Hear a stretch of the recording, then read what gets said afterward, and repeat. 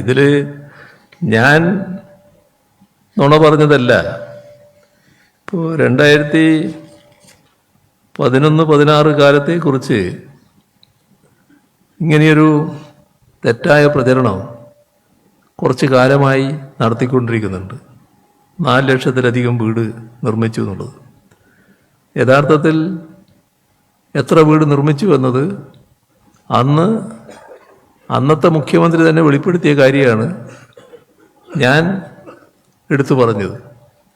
ഇവിടെ ഏതെങ്കിലും കണക്കിൽ ഔദ്യോഗികമായി അംഗീകരിച്ചതോ നാടിൻ്റെ അനുഭവത്തിൽ എവിടെയെങ്കിലും കാണാൻ കഴിയുന്നതോ അല്ല ഈ 4 ലക്ഷം.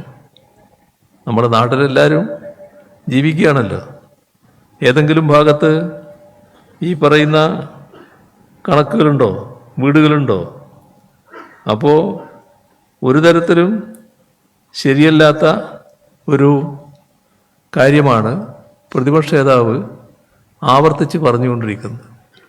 അതിലൊരു പ്രത്യേക മികവ് അദ്ദേഹത്തെ പോലുള്ളവർ കാട്ടുന്നുണ്ടെന്നുള്ളതാണ് ഇവിടെ കാണാൻ കഴിയുന്ന കാര്യം.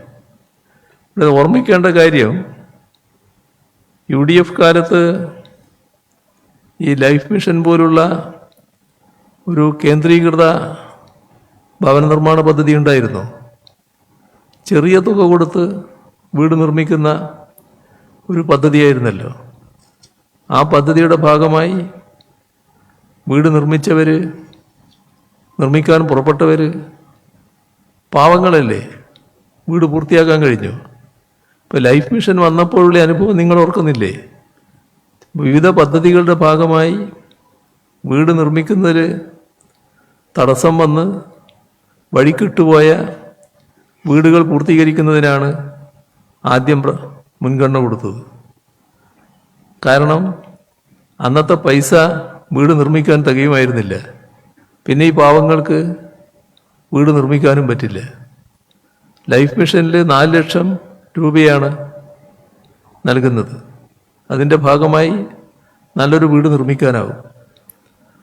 ഈ പുതിയ പദ്ധതി വന്നപ്പോൾ പഴയ കണക്ക് ഏതായാലും വീട് നിർമ്മിക്കുന്നതിനാവശ്യമായ ഏത് ലെവൽ വരെ എത്തിയോ അത് കഴിച്ച് ബാക്കിയുള്ള 4 ലക്ഷത്തിൻ്റെ ബാക്കി വരുന്ന എത്രയാണോ അത് കൊടുക്കുക എന്നുള്ള നിലപാടാണ് ആ ലൈഫ് മിഷൻ പദ്ധതിയിലെടുത്തത്. ഇവിടെ നമ്മൾ കാണേണ്ടത്, അന്ന് 2016 ഉമ്മൻചാണ്ടിയുടെ ഗവൺമെൻറ്റിൻ്റെ അവസാന കാലമാണല്ലോ 2016. അന്ന് കോടിയേരി ബാലകൃഷ്ണൻ നിയമസഭയിൽ ഒരു ചോദ്യം ചോദിച്ചിരുന്നു. അന്ന് പറഞ്ഞത് ഈ പറഞ്ഞ കണക്കല്ല, ഓരോ കൂട്ടറും ഓരോ മേഖലയും കൊടുത്തിട്ടുള്ള കണക്കുകളുടെ വീടുകളുടെ ഒരു കണക്ക് അവതരിപ്പിക്കുകയാണ് ചെയ്തത്. അതെല്ലാം കൂട്ടിയാൽ ആകെ ഞാൻ പറഞ്ഞ 4000 എത്തും, അതിനപ്പുറത്തില്ല. ഇത് ഉമ്മൻചാണ്ടി തന്നെ അസംബ്ലിയിൽ വ്യക്തമാക്കിയ കണക്കാണ്.